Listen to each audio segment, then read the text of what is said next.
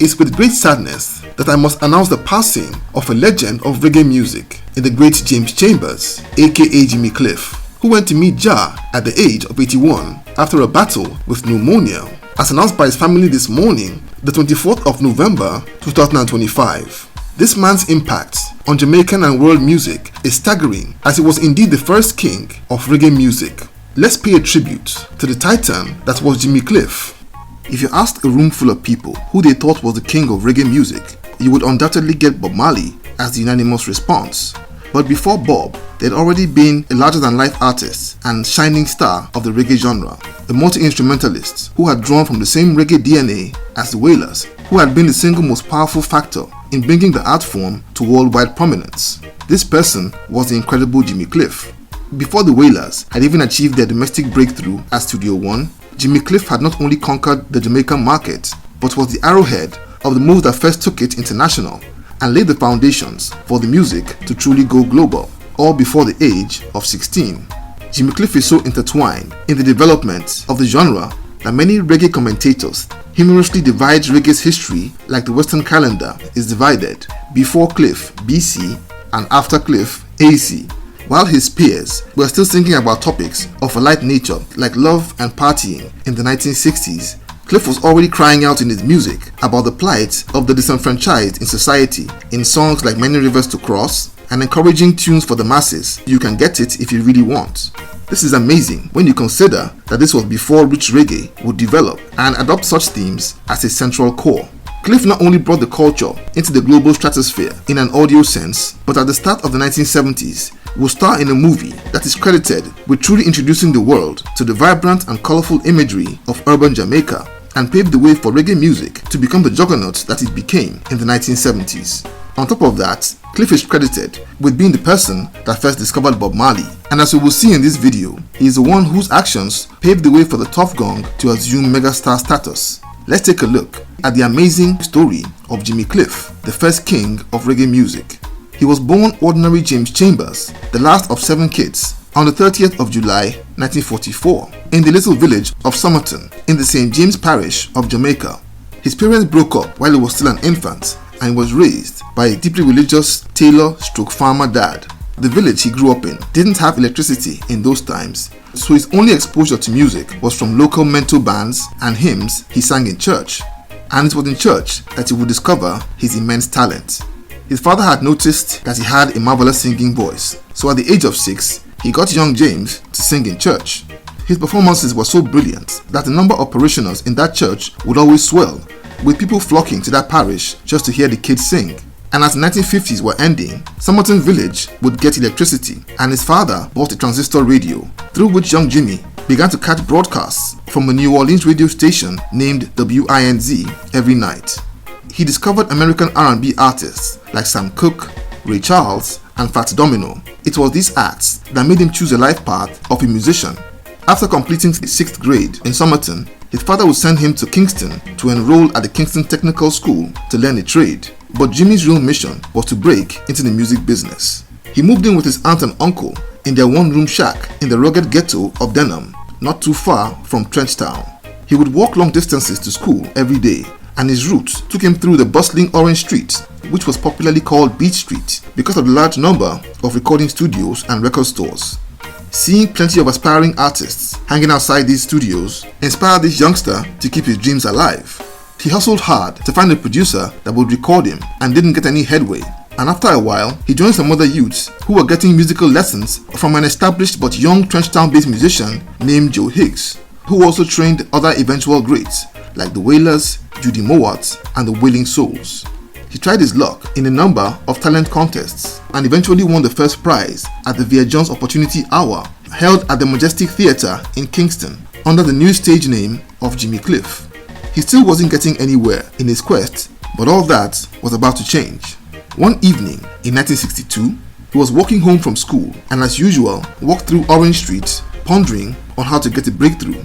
As he walked past number 135 Orange Street, he saw a restaurant and record store named Beverly's and came up with the idea of writing a song called Beverly's, which he could sell to the owners of that establishment and hopefully get some quick cash.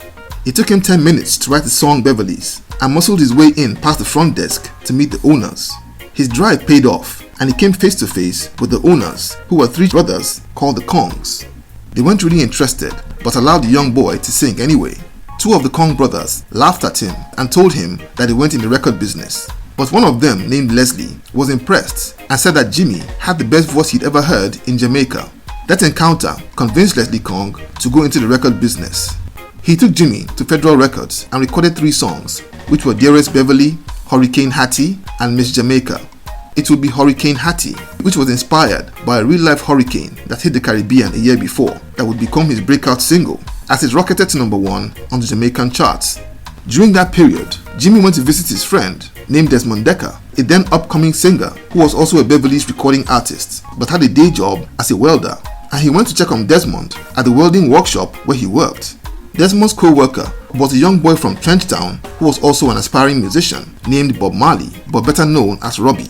Bob Marley would get into a conversation with Jimmy Cliff and told him that he was interested in trying his hands in the music business, and he would invite Bob to the studio. So when Bob showed up and auditioned for Cliff, Jimmy was so impressed that he convinced Kong to grant Bob some studio time and opened the door for Bob Marley to record his first ever single titled One Cup of Coffee. Despite his father's objection, Jimmy Cliff dropped out of school to go into music full-time and went on to record a number of smash hit singles on Leslie Kong's Beverly's label over a 2-year period.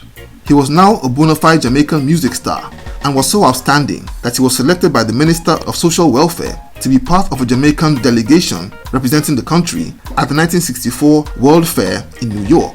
Cliff put in a splendid performance at that festival that got wonderful reviews in the press and caught the eye of a young British Jamaican music executive named Chris Blackwell, who approached him and offered him a record deal. Jimmy's awesome performance attracted many record companies, but he would choose Island Records because Blackwell was Jamaican. Blackwell flew him to London in 1965 and began to work on the product. Interestingly, Island Records tried to package Jimmy Cliff like a rock star, something like a British version of Jimi Hendrix, but it didn't work, and when his debut album, Hard Road to Travel, was released in 1967, it failed to blow up, leaving him really frustrated.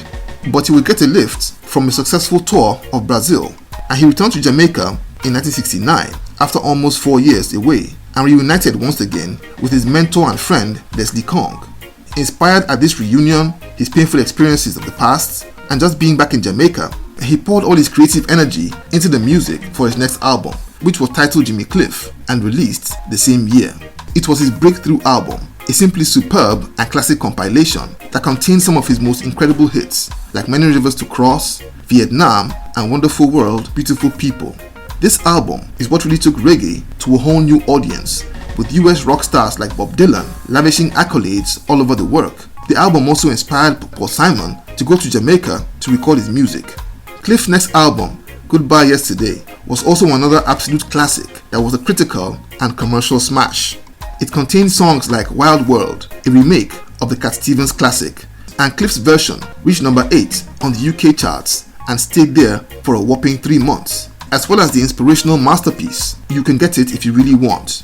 But for the next album, 1971's Another Cycle, Island Records' decision to infuse a more rock-sounding and less reggae feel affected its success, and despite having classics like Sitting in Limbo, it was heavily criticized by reggae purists for selling out. But despite this setback, Cliff's status in the reggae pantheon rose to a whole new level when movie director Perry Henzell, who was working on making an updated tale of the true story of a Jamaican gangster from the 1940s, stumbled on the cover of Cliff's self-titled album Jimmy Cliff, and once he saw the photograph, he immediately knew that Cliff was the man to take the starring role. The movie, titled The Harder They Come, starred Jimmy Cliff as Ivan, a youth from the countryside who moved to the city to find a better life for himself, as well as break into the music business. But when he's exploited and left badly frustrated by the mafia nature of the music industry, he goes into a life of crime and becomes Jamaica's most wanted gangster.